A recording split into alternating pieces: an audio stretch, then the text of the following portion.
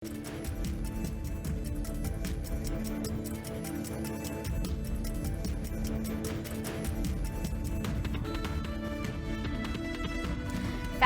focused, and fearless. Here's everything you need to know this rush hour of September 11, Wednesday. I'm Riza Diaz. Kicking off today's rush with an all-too-familiar enemy for most of us, traffic. Now with this, the executive branch is seeking emergency powers to put the plug on the congestion problem. But a Senate panel thinks such request isn't necessary. Ria Fernandez has the story. The Philippines ranks 5th among countries in Asia with the worst traffic situation. That's according to the 2019 report of international database company Numbeo. And it is expected to worsen as Christmas draws near. The Transportation Department asked the Senate anew to grant the President emergency powers to address the problem once and for all. Ito ho'y emergency power na hindi pang forever. Ito ho'y yung emergency power na sukat sa taon. Kung napagbigyan lang sana ng emergency power noon, dapat ngayon, rinerepaso na natin yung nagawa. According to Transportation Secretary Art Tugade, the emergency powers can hasten the processing of right-of-way issues and the swift implementation of road projects. But Senate Committee on Public Services Chairperson Grace Poe was not convinced. She questioned the need for emergency powers when the President has already made the procurement process on important projects easy through an executive order. Poe also pointed out the slow action of the department on the Dalian trains, which up to now remain unused by MRT passengers due to their incompatibility with the rail tracks. The lawmaker grilled the department for its lack of a clear plan to resolve traffic congestion. Lahat po tayo ay biktima kasi talaga ng traffic. At wala po ditong nagpipigil sa kung ano man ang maaaring maging solusyon. Kaya lamang po, pare-pareho tayo may responsibilidad. Huwag po nating sisihin na dahil walang emergency powers ay hindi natin nagawa ang dapat nating gawin. While the fate of emergency powers is uncertain, some traffic solutions came up during the Senate probe, like the transfer of bus stops near MRT stations and the addition of buses plying Commonwealth Avenue. A technical working group will be meeting to discuss in detail measures to address the traffic problem. For News 5, Ria Fernandez, we are One News. Amid Senate deliberations on traffic woes, the situation has upgraded from merely frustrating to fatal. Jerry De La Peña will tell us why. Emergency response should only take 10 to 12 minutes. But for June, who's been an ambulance driver for the past 15 years, severe traffic means response time is tripled to about 30 minutes. Malaking epekto sa amin kasi buhay ang inaano natin dito, sinisave natin eh. Sa response, medyo sobrang delay pag sobrang traffic. Last July, a video showing an ambulance stuck in traffic with a heat stroke patient in tow went viral on social media. And even with the law granting right-of-way to emergency vehicles, there have been increasing reports of patients dying on the way to the hospital. This is why big hospitals and medical groups are looking into the impact of traffic on emergency response. When you're talking about heart attacks and strokes, you're talking about having to respond under 10 minutes. You're talking 5-6 minute response time before there's serious damage. For private vehicles carrying sick patients, traffic can be even more unforgiving.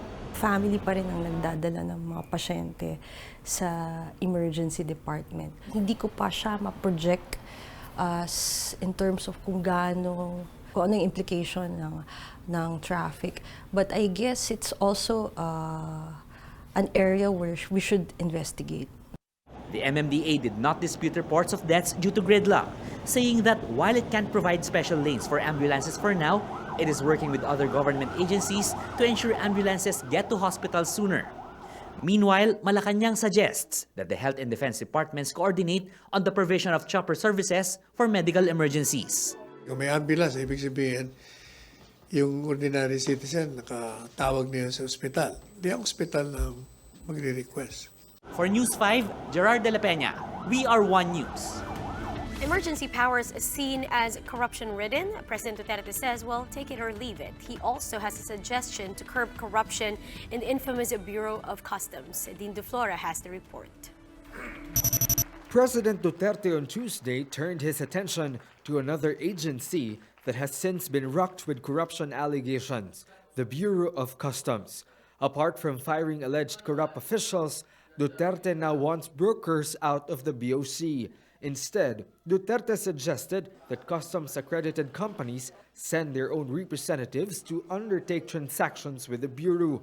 The chief executive insists that the practice of brokerage has allowed corruption to thrive in the BOC. Ang gusto ko, wala ng brokers. Pagka may brokers, may corruption talaga yan. Ngayon, sinasabi ko, sabihin mo sa Pilipino, kung gusto talaga nila walang corruption, tanggalin na natin yan mga gross, wala ng examiner, sa customs, wala ng brokers. Ang kumpanya ng may accreditation lang sila. Meanwhile, responding to the latest Senate hearing on the executive's request for emergency powers, Duterte says he will not beg for it. During Tuesday's hearing by the Public Services Panel, Committee Chairperson Senator Grace Post said granting emergency powers will only open room for corruption and abuse. No? Bakit ako maghihingi ng emergency power? Sabi ko, sabihin mo sa kanila, huwag na lang. Ngayon, sabi ng isang senador, doon sa isang senador, willing daw na pag-usapan, sabi ko, what for? I cannot complete the project. I cannot clear EDSA with the remaining years. Amid reports of deaths inside ambulances that were stuck in traffic, Duterte says the burden hangs on Poe. Someday, kung magtakbo uli yan, yan ang laglag ko sa kanya. That if there's anybody responsible, it's because may mga tao ditong Pilipino, ano siguro kayo sa breeding nila, extra proud, parang sila lang ang honest. Sila lang ang talagang, ibig sabihin, with all the integrity and sabihin ko yan. But if the clamor, ang Duterte, sabihin ko, narinig naman ninyo yung yan. For News 5, Greg Gregorio, we are One News. Still on Duterte, the chief executive again criticized Vice President Leni Robredo, and this time it's about her stance on the issue of the PNP accepting gifts.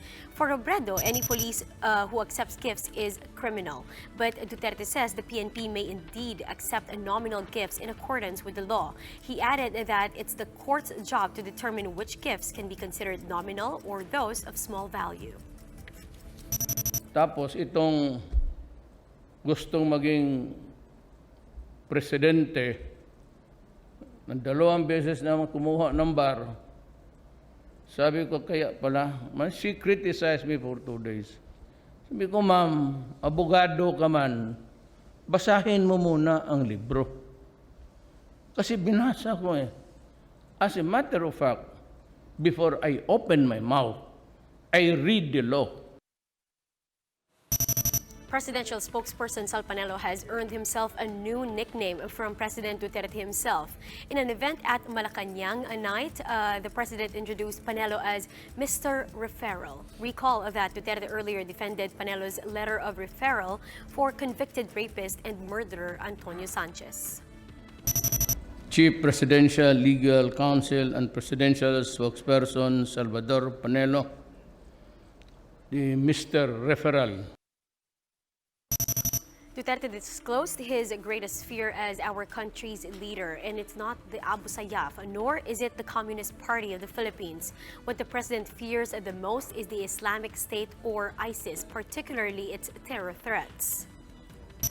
Kasi the greatest fear, ang bombing.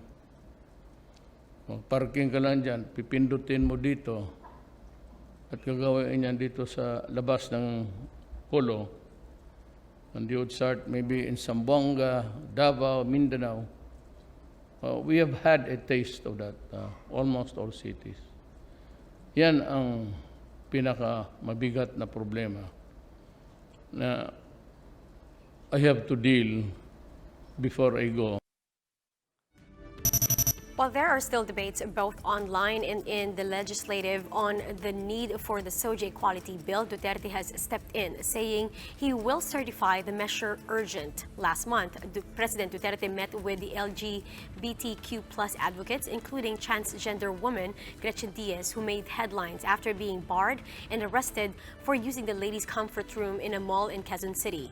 Now, the SOGIE equality bill made it through the lower house in 2017, but is having a hard time passing through Senate, particularly during plenary debates. Yes, whatever would make the mechanisms of what would make them happy. All right, sir. Gusto ko kay Senator and really gusto ko happy siya. The effect of the southwest monsoon or habagat has weakened today, but Pag-asa is now closely monitoring a tropical depression seen to enter the Philippine area of responsibility within the day. Now, to give us updates on this, we have on the line Benny Stareja from the Pag-asa Weather Forecasting Center. Benny, good morning. Yes, good morning, Riza, and to all the viewers. Benny, we would like to know the latest on the tropical depression. The latest on tropical depression outside the Philippine area of responsibility, it was last located at 1,180 kilometers east of Visayas.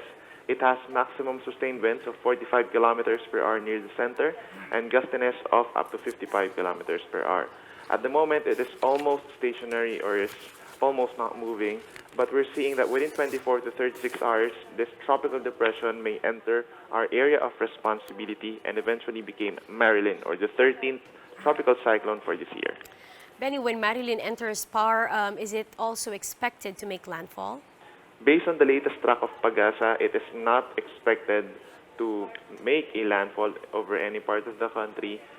Based on its latest track, we're seeing that possible Marilyn could recurve once it enters the PAR and then eventually go to the southern portion of Japan. So we are seeing Marilyn in another tropical depression. Are there other weather disturbances other than the two? Apart from that, the low pressure area near Lawag, Ilocos Norte has dissipated and no other weather disturbance has been spotted. Okay, thank you. That's Pag-asa weather forecaster Benny Stareja. Meanwhile, here are the biggest stories from the dailies. The Agriculture Department assures that the African swine fever, which had already caused damage in Luzon, has not entered Central Visayas. The Freeman reports that authorities in Region 7 are seeking stricter border controls, although DA officials say most pork products in Visayas are sourced from Cebu and not from ASF-stricken areas in Luzon. Also, a bit of a reminder, the DA insists that while African swine fever cannot cause illness to humans, it can become carriers, which could lead to further spread of the disease. The department reminds everyone ASF has no effect on people and that pork meat purchased from reliable sources and are cooked well is safe to eat. And this from Pangmasa. Miss Universe 2015 Pia Wurtzbach proved she got it still as once again graced the runway show of a New York Fashion Week wearing another creation of Albert Andrada. Spotted with Queen P is reigning Miss Universe Catriona Gray and Miss U 2012 first runner-up Janine Tagonon. Now, amidst of the national dengue epidemic, a Filipino scientist has invented a portable dengue detection kit, which is said to be the first one in the world. Now, Biotech M.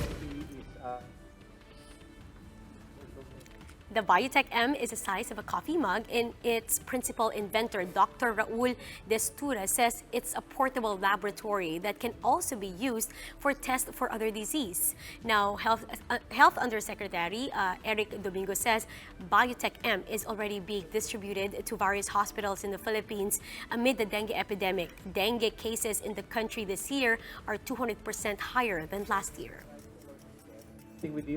The DOST is distributing this test kits. Ginagamit na siya sa mga ibang hospitals natin, public hospitals. And we're trying to work with them, meeting with DOST to see how they can produce it in a more, in a bigger volume para siya na yung gamitin natin sa mga. That's how the day is shaping up to be. Join us again next time for another round of Rush. I'm Riza Diaz. We are One News.